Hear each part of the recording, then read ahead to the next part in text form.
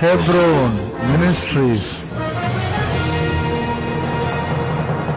போன வாரங்களில் என்ன செய்தியை நான் எடுத்தேன்? ஒரு நல்ல ஒரு தைரியமுள்ள தகப்பனுக்கு, உண்மையான தகப்பனுக்கு முரட்டாட்டமுள்ள பிள்ளைகள் இருக்கிறார்கள். அது எப்படி அவன் டீல் பண்ணுறான், அதுதான் ஆண்டவர் இந்த ஃபாதர்ஸ் டேயில் கடவுள் நமக்கு அந்த அருமையான காரியங்களை நமக்கு உணர்த்துகிறார். மூன்றாவது காரியம் பார்க்கும் பொழுது, ஒரு துணிகரமுள்ள உண்மையுள்ள உன்னோடு கூட நல்ல ஒரு படை வீரர்களை நீங்கள் சேர்த்து கொள்ள வேண்டும். அங்கே அப்சலோமே மரித்து போனாலும் அவன் எப்படி இருக்கிறான்?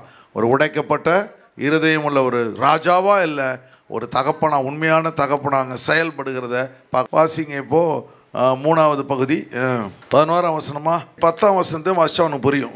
10 ஒருவன் கண்டு யோவாவுக்கு அறிவித்து, அதை ஒருவன் கண்டு யோவாவுக்கு அறிவித்து, அப்சலோம் ஒரு கர்வாலி மரத்திலே தொங்க கண்டேன் என்றான்.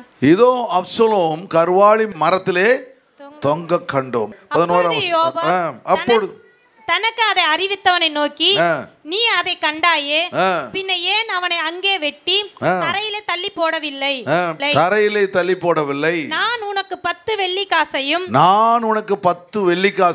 ஒரு கச்சையும் கொடுக்க கடமை உள்ளவனாய் இருப்பேனே என்றான். கடமை உள்ளவனாய் இருப்பேனே.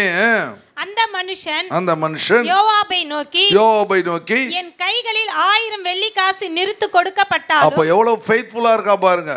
நான் ராஜாவுடைய குமாரன் மேல் என் கையை நீட்ட மாட்டேன். பிள்ளையாண்டானாகிய அப்சலோமை நீங்கள் அவரவர் காப்பாற்றுங்கள் என்று ராஜா உமக்கும் அபிசாய்க்கும் ஈத்தாய்க்கும் எங்கள் காதுகள் கேட்க கட்டளையிட்டாரே.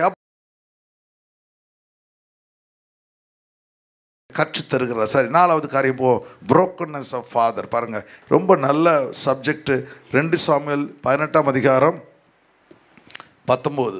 ஒரு ராஜாங்கம், ஒரு கவர்மெண்ட் எப்படி செயல்படுது, அதில் எவ்வளோ சீக்ரெட்ஸ் அவங்க வச்சுருக்காங்க, எப்படி செயல்படுத்துகிறாங்க, அதுதான் ரொம்ப அருமையான காரியம். இதெல்லாம் நம்ம என்ன பண்ணோம், நம்முடைய பிஸ்னஸில், ஆர்கனைசேஷனில், நம்முடைய வேலை ஸ்தலங்களில் இவற்றை எல்லாம் நம்ம கற்றுக்கொள்ள வேண்டும். சரி, வாசிங்கம்மா. சாதோக்கின் குமாரனாகிய அகிமாஸ் கர்த்தர் ராஜாவை அவர் சத்துருக்களின் கைக்கு நீங்களாக்கி நியாயம் செய்தார் என்னும் செய்தியை அவனுக்கு கொண்டு போக நான் ஓடட்டுமே என்றான். இங்க பாருங்க, அந்த கவர்மெண்ட்ல ராஜாங்கத்துல நார்மலா ராஜாங்கம் 2 பேரை வந்து அப்பாயின்ட் பண்ணுவாங்க.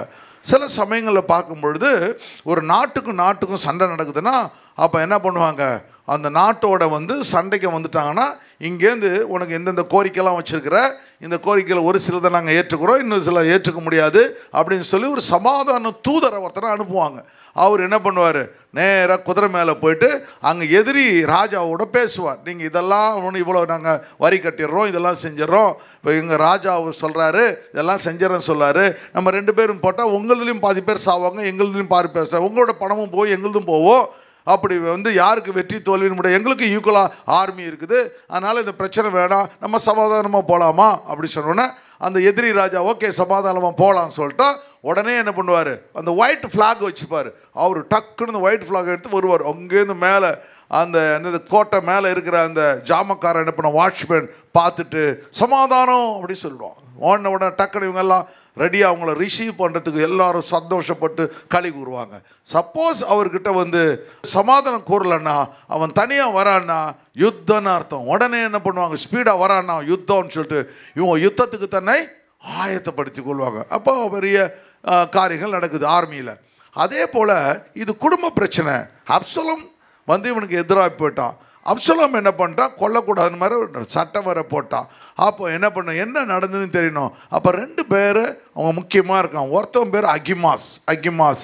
அவன் வந்து சாதோக் என்ற ஆசாரனுடைய புள்ள, ரொம்ப ஹை சொசைட்டிலேருந்து வந்தவன். அவனை தனக்கு உண்மையாக வச்சுருக்காரு. தாவீதும் யோபும் வச்சிட்ருக்காங்க. அப்போ வச்சுட்டு இருக்கும்போது இன்னொருத்தவன் பேர் கூஷி. அந்த கூஷின்னு அந்த அகிமாஸ் எப்படின்னா, அவன் எப்போவுமே நல்ல செய்தி தான் சொல்லுவான், நல்ல செய்தி. அப்போ தூரத்துலேருந்து தெரிஞ்சிடும் இவங்களுக்கு யார் வராங்கன்னு சொல்லி. அப்போ இந்த தளபதி என்ன பண்ண, நல்ல செய்தி நான் அவர்கிட்ட வந்து உங்களுக்கு தெரியுமா நான் ஜெயிச்சிட்டேன் அப்படிலாம் சொல்ல முடியாது. அங்கேருந்து வரும்பொழுது இன்ஃபர்மேஷன் கிடச்சிடணும். அப்போ என்ன பண்ணுவாங்க, அவன் ஓடி வர்றதை வச்சு கண்டுபிடிப்பான், எப்படி ஓடுறான். இப்போ ஒவ்வொரு பார்த்தீங்கன்னா நீங்கள் ரன்னிங் ரேஸில் ஒவ்வொருத்தன் ஒரு மாதிரி ஓடும்போது, பின்னாடி ஓடும்போது நமக்கு தெரிஞ்சிடும் யார் ஓடுறான்னு. பேட்டு வைக்கும் போது பின்னாடி நின்னா கூட யார் பேட் பிடிக்கிறான்னு நமக்கு தெரிஞ்சது இல்லை, எப்படிப்பட்ட லெஃப்டா ரைட்டா நமக்கு தெரிஞ்சிடும். அப்போ அவனுடைய ஸ்டைலை வச்சு கண்டுபிடிச்சிருவாங்க. அப்போ இது நல்ல செய்தியை கொண்டு வர்றதுக்கு அகிமாஸை ஃபிக்ஸ் பண்ணிடுறாங்க.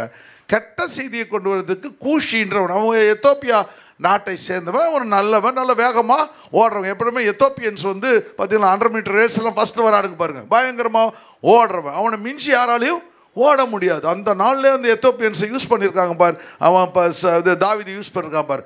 அப்போ உடனே பண்ணுறான், உடனே என்ன சொல், நான் போகிறேன்னு அகிமாஸ் சொல்கிறான்.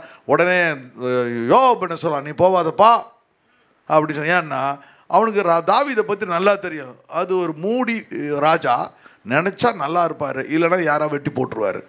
ஏன்னா ஒருத்தன் வந்து சவுல் உண்டிய மரணத்தை வந்து நான் வெட்டி போட்ட வந்தோன்னே அவனை திருப்பி வெட்டி போட்டுட்டான். அதுபோல் என்ன மூடில் இருக்கான்னு தெரியாது. இவன் சாதோக்கு வந்து உடைய பிள்ளைவன், நாளைக்கு இவன் செத்துறக்கூடாதுன்னு சொல்கிறதுனால அவன் என்ன பண்ணுறான், கூஷியை அனுப்புகிறான். கூஷி நீ போ அப்படின்னு சொல்றான். சரி வாசிங்க. யோவாப் அவனை நோக்கி, இன்றைய தினம் நீ செய்தியை கொண்டு போக கூடாது, நீ இன்றைய தினம் செய்தியை கொண்டு போக கூடாது, இன்னொரு நாளிலே நீ செய்தியை கொண்டு போகலாம். ராஜாவின் குமாரனாகிய குமாரன் செத்தபடியினால், ராஜாவின் குமாரன் செத்தபடியினால் இன்றைக்கு நீ செய்தியை கொண்டு போக வேண்டாம். அப்ப நீ நல்ல செய்தி தான் கொண்டு போகணும், நீ கெட்ட செய்தியை கொண்டு போகக்கூடாது. அதனால நீ இன்னைக்கு ஒரு நாள் கொண்டு போகலாம், இன்னைக்கு வேண்டாம் அப்படின்னு சொல்லிடுறான். யோவாப் கூஷியை நோக்கி, யோவாப் கூஷியை நோக்கி, நீ போய் கண்டதை ராஜாவுக்கு அறிவி என்றான். கண்டதை ராஜாவுக்கு அறிவி. கூஷி யோவாபை வணங்கி ஓடினான். யோசி அவன் கிடைச்சா போதும். அவருடைய எப்படி துடிப்பா இருக்கானுங்க பாருங்க, வேலை செய்யறதுக்கு அவங்களுக்கு துடிப்பா இருக்கான். ராஜா பார்க்குறாரு, எடுத்து யார் தான் ஃபர்ஸ்ட் நல்லா பண்ணு செய்யணுமே, பதவி உயர்வு வரும், ஆசீர்வாதம் வரும். அதுபோல் நீங்கள் வேலை செய்யும்போது, ஊழியம் செய்யும்போது நீங்கள் உற்சாகம் செய்ய செய்ய கர்த்தர் உங்கள் மேல் பெருமைப்படுவார், இன்னும் அதிகமாக இவங்களை ஆசீர்வதிப்பார். ஹல்லேலூயா. இப்போ நம்ம சபை மூடி போச்சு, ரொம்ப பிரச்சனைகள் எல்லாம் இருந்தாலும் கூட ஆண்டவர் என்னை பார்த்துக்கிட்டே கவனிச்சுன்னே இருப்பார். இவர் சபை மூடுறதுனால இவர் ஊழியத்தை விட்டு எங்கேயாவது ஓட்டாரா, இவர் ஊழியம் பண்ணணும்னு நினைக்கிறாரா, இவர் வந்து உற்சாகமாக பண்ணுறாரா, அன்றைக்கி பெரிய சர்ச்சு கொடுத்தா தான் இவர் பண்ணுவாரா, பெரிய சர்ச்சு கொடுத்தா தான் பண்ணுவாரா, 110 டன்னு ஏசி இருந்தால் தான் இவர் ஊழியம் பண்ணுவாரா, இல்லைன்னா பண்ண மாட்டாரா, சின்ன சர்ச்சு இது எல்லாத்தையும் கரெக்டாக செக் பண்ணுவார், டெஸ்ட் பண்ணுவார். நான் என்ன செய்யணும், அதுக்கு மேலே 10 மடங்கு நான் உற்சாகமாக இருக்க வேண்டும். அதனால தான் நான் அந்த காரியத்தில் ஆண்டவர் என்ன நினைப்பாரு எனக்கு தெரியும். அதனால் ஏன்னா அவரோட நம்ம ரொம்ப வருஷமாக பழகிட்டு இருக்கோமே, அவருடைய மூடு நமக்கு தெரியும். அதனால என்ன பண்ணணும், நம்ம அதுக்கு தகுந்த மாதிரி நடந்துக்கிறோம். ஓகே பாருங்க, வணங்கி ஓடினான். சாதோக்கின் குமாரனாகிய அகிமாஸ் இன்னும் யோவாபை நோக்கி, எப்படியானாலும் கூஷியின் பிறகாலே நானும் ஓடட்டுமே என்று திரும்ப கேட்டதற்கு யோவாப், என் மகனே, சொல்லும்படி உனக்கு நல்ல செய்தி இல்லாதிருக்கையில் நீ ஓட வேண்டியது என்ன என்றான். அதற்கு அவன், எப்படியானாலும் நான் ஓடுவேன் என்றான். எப்படியானாலும் ஓடுவேன், எனக்கு வந்து நான் ஓடணும் உரிமையா கேட்கறான், நான் ஓடுவேன்னு சொல்றான். அப்பொழுது யோவாப் ஓடி என்றான். அப்போ இவனுக்கு தெரியும், முன்னாடி அவன் அனுப்பிச்சிட்டான். இப்போ எத்தோப்பியனுக்கு முன்னாடி ஸ்பீடா கூஷி மாதிரி வெளில ஓட முடியாது, அப்படி ஜெயிக்க போகிறதில்ல, அவன் தான் போக போகிறான்னு நினைக்கிறான். ஆனால் இவன் புத்திசாலி இல்லை, அவர் வந்து மசில் பவர், இவருக்கு பிரெயின் பவர் ஜாஸ்தி.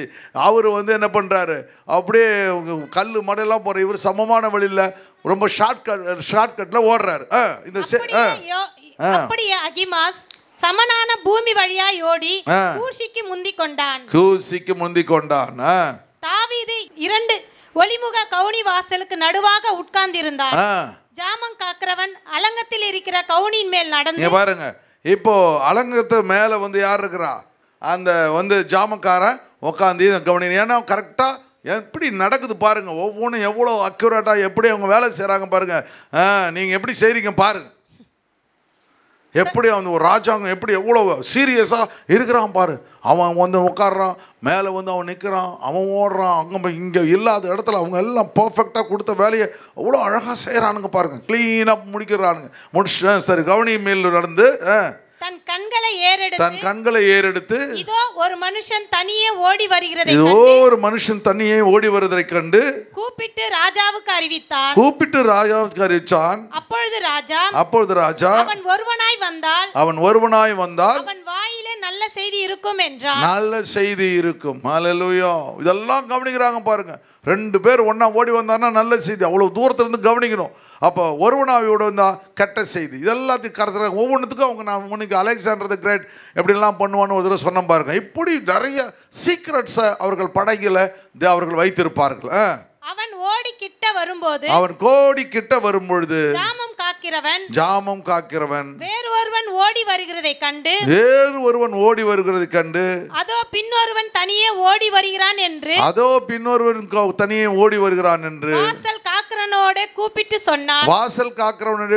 சொன்னான். அப்பொழுது ராஜா அவனுக்கு நல்ல செய்தி கொண்டு வருகிறான். அந்த மேல இருக்கிறவன் கீழே சொல்றான், வாசல் காக்கிறவன் மேல பாருங்க. எலிசா காரியங்களை பண்ணா பாருங்க. வாங்க நிக்கிறவங்க பாருங்க, அந்த ஒளிவமுக வாசல் இருக்க. இன்றைக்கு ஒரு வார்கோதுமையை வந்து என்ன பண்ண ஒரு ஷேக்கலுக்கு விற்கும் சொல்றா பார்த்தீங்களா? உடனே ராஜாவுக்கு சொல்றா பாருங்க. எப்படி அந்த கனெக்ஷன் எப்படி வச்சு. அப்போ வந்து ஃபோன்லாம் இல்லையே, இல்லை திடீர்னு எடுத்து டக்குன்னு நான் கான்ஃபரன்ஸில் பேசுகிறேன் அப்படிலாம் பேச முடியாது. அப்போ எல்லாமே இந்த கனெக்ஷன். அப்போ ஒவ்வொருத்தரும் ஜாக்கிரதையாக இருக்கணும். ஒரு மிஸ்டேக் பண்ணானா இது ராஜபாரம் அவுட்டு, இவரும் அவுட்டு.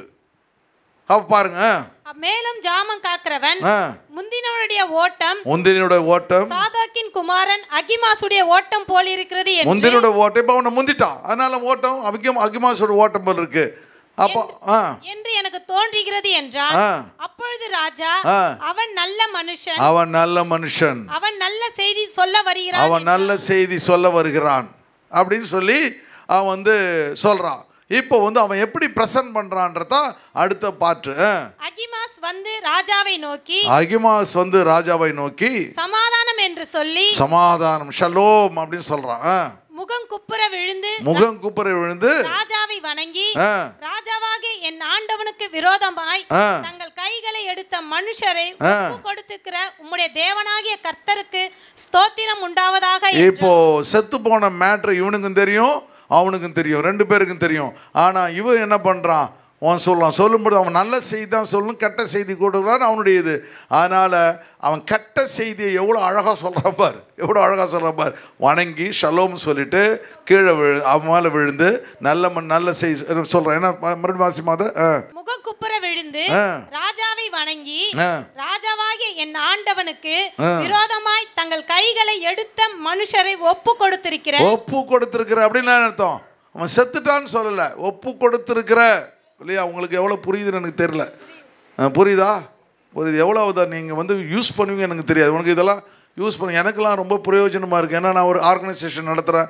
எப்படி ஒரு ராஜா ஞானமாக சிலை போடுறான், எப்படி ஆளுங்களை வச்சுருக்கிறான், எப்படி இந்த ஆளுங்களுக்கு வேலை கொடுக்குறான், அந்த ஆளுங்க எப்படி வேலை செய்கிறாங்க, அப்போ நம்ம ஆர்கனைசேஷன் நடத்தணுன்றத நிறைய சீக்கிரத்தை நான் புரிஞ்சுக்கிறேன். எனக்கு ரொம்ப பிரயோஜனமாக இந்த மெசேஜ் இருக்குது.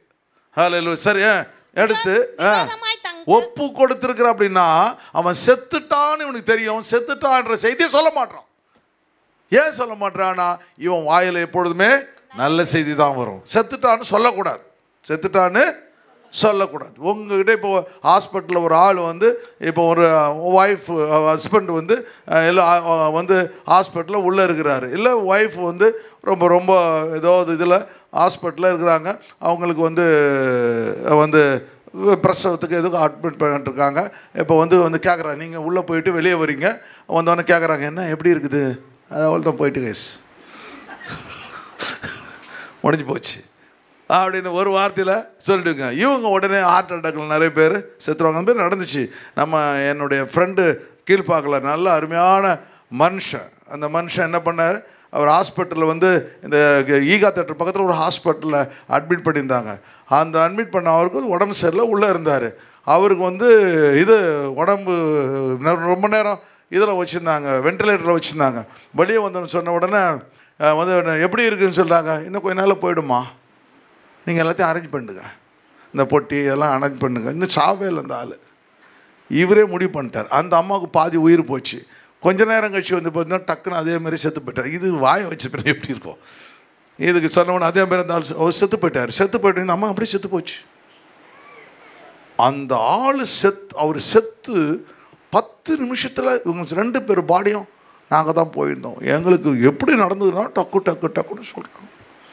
இவர் கூட இருந்தவங்க சொல்கிறாங்க, இவர் வந்து இப்படி சொல்லிடக்கூடாது. பார்த்தீங்களா எப்படி பார்த்தீங்களா? அப்போ இவங்ககிட்ட எப்படி அந்த நீங்கள் நியூஸை கன்வே பண்ணணும், ஒரு ஆள் வந்து சீரியஸாக இருக்காருன்னா எப்படி கன்வே பண்ணணும் அப்படின்னு சொல்கிறத இதை நம்ம கற்றுக்குறோம் பாருங்கள். அவன் அவ்வளோ அழகாக சொல்கிறான் பாருங்கள். ஒப்பு கொடுத்துருக்குற அப்படின்னா அவன் செத்துட்டானா சாவலியா, அந்த நியூஸை வந்து இவன் வாயில் நல்ல வார்த்தை வரும், கரெக்ட வார்த்தை வரக்கூடாது, அதில் கரெக்டாக இருக்கான் பாருங்க. அவன் சொல்லிடுறான். அப்பொழுது ராஜா பிள்ளையாண்டனாகி அப்சலோம் சுகமாயிருக்கிறானா என்று கேட்டதற்கு அகிமாஸ் மோவாபின் ராஜாவின் வேலைக்காரனையும் உம்முடைய அடியானையும் அனுப்புகிற போதும் ஒரு பெரிய சந்தடினா சவுண்ட் இருந்துச்சு, ஆனாலும் அது இன்னதென்று தெரியாது என்றான். அப்படிச்சா அவனுக்கு தெரியும், இருந்தாலும் என்ன பண்றான், ராஜா கிட்ட அதை சொல்லுவதில்லை, சொல்லாம பயந்துக்கிட்டு என்ன பண்ணுறான், ஒரு சந்தடி இருந்துச்சு, என்ன நடந்துன்னு தெரியல ராஜா, ஏன்னா கெட்ட வாய் அவனு வரக்கூடாது. அதனால் வந்து நம்ம எப்படி இந்த தினத்தந்தியெல்லாம் படிக்கும்போது என்ன வருது, எல்லாம் கெட்ட நியூஸ் வருது, ஆனால் தேவனுடைய பிள்ளைகளுக்கு என்ன நியூஸ், நல்ல குட் நியூஸ் சொல்லணும். அதனால தான் சபைக்கு கத்தர் வச்சுக்கிறார். ஹல்லேலூயா. அப்போ உடனே பாருங்க, அப்பொழுது ராஜா நீ அங்கே போய் நில்லு என்றார். நீ அங்கே போய், நீ ரொம்ப கன்ஃபியூஸ் பண்ற, நீ அங்கே போய் நில்லுன்னு சொல்லி ஆண்டவர் ராஜா சொல்லிடுறாரு. அவன் ஒரு பக்கத்தில் போய் நின்றான். இப்போ கூஷி கிட்ட கேட்கறாரு, இவன்கிட்ட கெட்ட செய்தி இவன் கரெக்டாக சொல்லிடுவான், கரெக்டாக அவன்கிட்ட கேட்கறாரு. இதோ கூஷி வந்து ராஜாவாகி என் ஆண்டவனே நற்செய்தி, இவனும் நற்செய்தி தான் ஷலோம் சொல்லிட்டு நற்செய்தி சொல்றான். இன்று கர்த்தர் உமக்கு விரோதமாய், நல்லா கவனிங்க, இவன் எப்படி சொல்றான் பாருங்க, இன்று கர்த்தர் உமக்கு விரோதமாய் எழும்பின எல்லாரும் கைகளுக்கும் உம்மை நீங்களாக்கி நியாயம் செய்தார். ஹல்லேலூயா. சரி, அதை செத்துட்டான்னு சொல்லாம அவ்வளோ அழகா பிரசன்ட் பண்றான், பியூட்டிஃபுல்லா. அப்பொழுது ராஜா கூஷியை பார்த்து இன்னும் தெளிவா சொல்றான்னு கேக்குறாரு. ஏடா இப்படி பண்ற, இன்னும் தெளிவா சொல்லு, பிள்ளையாண்டானாகி அப்சலோம் சுகமாயிருக்கிறானா என்று கேட்டதற்கு கூஷி என்பவன் அந்த பிள்ளையாண்டானுக்கு நடந்தது போல ராஜாவாகிய என் ஆண்டவனுடைய சத்துருக்களுக்கு பொல்லாப்பு செய்ய உமக்கு விரோதமாய் எழும்புகிற யாவருக்கும் நடக்க கடவது என்றான். ஹல்லேலூயா. அப்போ கரெக்டாக சொல்லிடுறான். அப்போ அவன் ரொம்ப ஹை நல்ல ஞானம் உள்ளவன், உடனே புரிஞ்சுக்கிறான். இவனை செத்துட்டான்னு சொன்னால் இவனை வெட்டி போட்டுருவான், மூடு எப்படி இருக்குன்னு தெரியாது. அப்போ பியூட்டிஃபுல்லாக ஃப்ரேம் பண்ணி ப்ரெசன்ட் பண்ணுறான். அப்போது வந்து பார்த்துட்டு உடனே பார்க்குறான். அப்பொழுது ராஜா மிகவும் கலங்கி அதுக்கு அர்த்தமா கவுனி வாசலில் மேல் வீட்டிற்கு ஏறி போய் அழுதான். அவன் ஏறி போகையில் என் மகனாகி அப்சலோமே என் மகனே, என் நல்ல பிள்ளையா, இது முரட்டாட்டம் பண்ணது, கொலை செய்ய நினைச்சது, எதிர்பார்ப்பு போனது, அவ்வளோ மோசமாக நடந்த பிள்ளையை இந்த தகப்பன் நேசிக்கிறான். அதுதான் சபை. நீங்கள் எப்படி சபையில் 5 வருஷம் 10 வருஷம் வரவங்க, நீங்கள் எப்படி, நீங்கள் தகப்பன் ஸ்தானத்தில் இருக்கிறீர்கள், நீங்கள் தாய் தகப்பனாய் சபையில் இருக்கிறீங்க. உங்கள்கிட்ட வர பிள்ளைகளுக்காக நீங்கள் அழுது புலம்ப வேண்டும். ஹல்லேலூயா. அவர்களை ஒரு நாளும் வெறுக்க. நீங்கள் ஒரு நாள் அதே போல தான் சபைக்கு வந்தீங்க, நீங்கள் ஒரு பாவியாக வந்தீங்க, இன்றைக்கு நீங்கள் ஒரு விசுவாசியாக 10 வருஷம் சபைக்கு வர. அதனால் புதுசாக வரவங்களை இல் ட்ரீட் பண்ணக்கூடாது. அவங்கள அங்கே போய் நில்லு இங்கே போய் நில்லு அப்படின்னு சொல்லக்கூடாது. இப்போ தான் வந்திருக்கியா அப்படின்னு கேட்கக்கூடாது. வேறு போகையில் என் மகனே அப்சலோமே, நான் உனக்கு பதிலாக செத்தேனானால் நலமாக இருக்கும். அப்சலோமே எல்லாம் பிகினிங்லேருந்து முரட்டாட்டம் ஒரு பிள்ளை, இவ்வளோ மோசமான பிள்ளை, அவனை நாட்டை விட்டே வெளியே தேர்த்துற பிள்ளை. அந்த இப்போ மற்ற ராஜாக்களுக்கு இவனுக்கு என்ன வித்தியாசம் இருக்கு பாரு. கிறிஸ்துவுடைய அதே அன்பு இந்த அருமையான தாவீதின் இடத்துல கர்த்தர் பார்க்குறாரு. அதனால தான் சொல்கிறாரு, உன் விளக்கு அணையாது இருக்கும். ஹல்லேலூயா. நீங்களும் நானும் அப்படிப்பட்ட இருதயம் உள்ளவர்களாய் தகப்பனா நீங்கள் மாறும் பொழுது அநேகரை நீங்கள் அணைத்துக் கொள்வீர்கள்.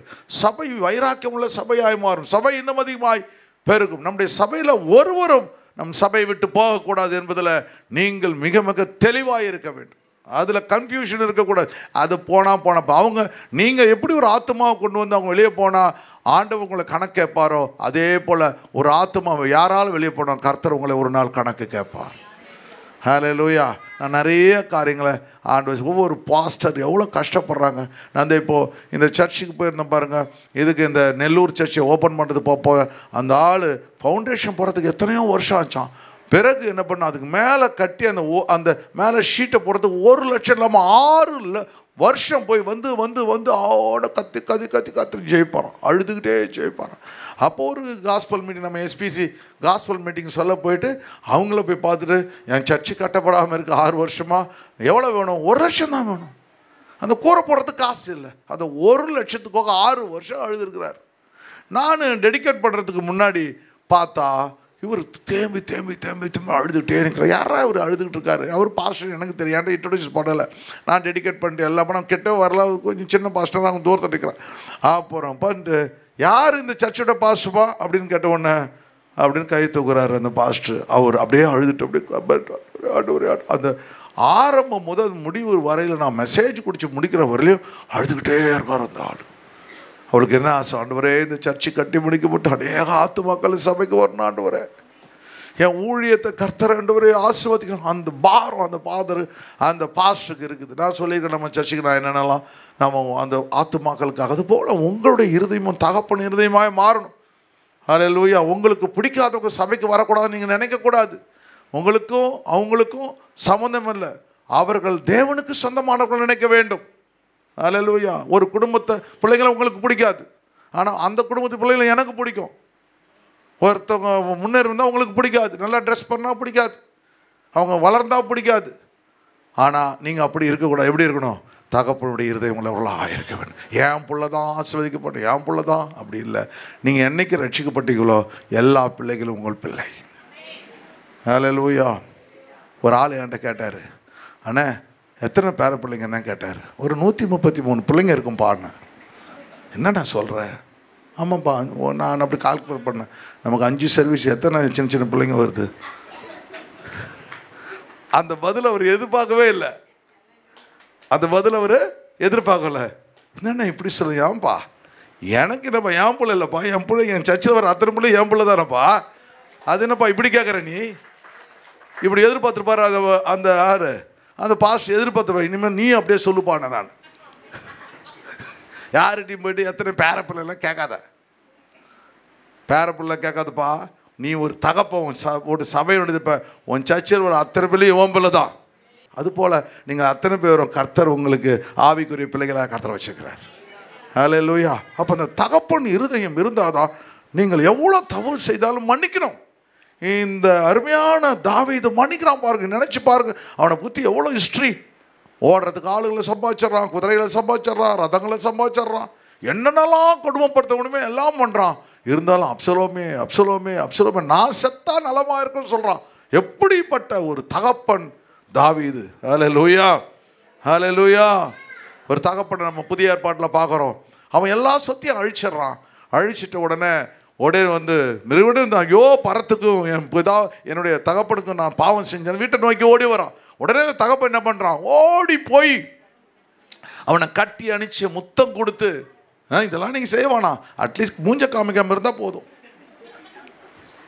இதெல்லாம் செய்ய சொல்கிறேன் நான். தகப்பண்ண உடனே கட்டி அணிச்சு முத்தம் கொடுத்து, அவன் இதுக்கு விரலில் மோதிரம் போட்டு, காலில் செருப்பை போட்டு, செருப்பை ஒழிச்சு வச்சு அப்புறம் தூக்கிட்டு போகிறதால பிரச்சனையாக இருக்குது. அப்படி ஒழிச்சு வச்சு அதுக்கு ஒரு நல்ல வஸ்திரம் கொடுத்து என்னெல்லாம் செய்கிறான் பார்த்துக்கலாம். தன் பிள்ளையாக ஏற்றுக்கொள்கின்றான். ஹல்லேலூயா. ஒரு ஆயக்காரன் ஒரு பரிசேயன் ஆலயத்துக்கு போகிறார்கள். அப்பொழுது பரிசேயன் சொல்கிறான், நான் எல்லாவற்றிலும் தசமபாகம் கொடுக்கிறேன். இந்த ஆயக்காரனை போல அல்ல, நான் எல்லாவற்றிலும் தசமபாகம் கொடுக்குறேன். நான் என்ன பண்ணுறேன்? நான் உபவாசம் செய்கிறேன், எல்லாம் செய்கிறேன் அப்படின்னு சொல்லி அவன் ஆண்டவர்கிட்ட முறையிடுறான். இன்னொருத்தர் ஆயக்காரன் சொல்கிறான், ஆண்டவரே நான் ஒரு பாவி, என்னை மன்னித்தரலாம் ஆண்டவரே அப்படி சொல்லி அவன் கதறி கட்டி அழுகிறான். அப்போ ஆண்டவர் சொல்கிறாரு, அந்த பரிசேயன் இல்லை, இந்த ஆயக்காரனே நீதிமானாயாக்கப்பட்டான். ஹல்லேலூயா, ஹல்லேலூயா. அப்போது ஆண்டவர் அந்த புதிய ஆத்துமாக்கள் வரும்பொழுது அந்த ஆத்துமாக்களை ஆண்டவர், நீ பரிசேயனாக இருக்க விரும்புகிறாயா, ஆயக்காரனாக இருக்க விரும்புகிறாயா, நீ உள்ளம் உடைந்தவனாக இருக்க விரும்புகிறாயா, இந்த அருமையான brokenness ஆஃப் ஃபாதர் பண்ணுவார், உள்ளம் உடைக்கப்பட்ட தகப்பனாக இருக்க விரும்புகிறாயா, அல்லது நீ பரிசேயனாக இருக்க, நான் இப்படிப்பட்டவன், நான் தசமாக கூட, நான் என்ன போல விசுவாசி இல்லை என்று நினைக்கிறாயா? ஆண்டவர் சொல்கிறாரு, நீ அல்ல, அவனை இரக்கம் பெற்றான். நீ அல்ல, அவனை நீதிமானாக்கப்பட்டான். அருமையான சபையை கர்த்தர் உங்களை எப்படி பார்க்குறார்? ஒரு தகப்பன் ஸ்தானத்தில் கர்த்தர் பார்க்குறார். அருமையான சபையே, கர்த்தர் உங்களை எப்படி பார்க்குறாரு? ஒரு நல்ல தாயின் ஸ்தானத்திலே பார்க்குறார். சபைக்காக உங்களை அர்ப்பணிக்கத்தக்கதாய் ஒரு ஆத்மா கூட இழந்து போக நான் விடமாட்டேன் என் ஆண்டவர் இயேசு சொல்வது போல, அவர்களை விட்டு விடுங்கள், என்னை கைது செல்கள், நான் தான் இயேசு, என்னை சிலுவைக்கு கொண்டு போங்கள் என்று ஆண்டவர் சொல்வது போல நீங்கள் சொல்லணும், என் சபைக்காக என்னை அர்ப்பணிக்க நான் ஆயத்தமாக இருக்கிறேன். என் சபைக்காக எத்தனை ஆத்துமாக்களை நான் கொண்டு வர ஆயத்தமாக இருக்கிறேன். என் சபை என்னை ரட்சித்தது, அந்த நாட்களில் நான் ஒன்றுமில்லாமல் வந்தேன். இன்றைக்கு கர்த்தர் என்னை ஆசீர்வாதமாக வைத்திருக்கிறார். அதுபோல புதிய புதிய ஆத்துமாக்கள் என் சபைக்கு வருவதை என் கண்கள் பார்க்கட்டும் ஆண்டவரே. ஹல்லேலூயா.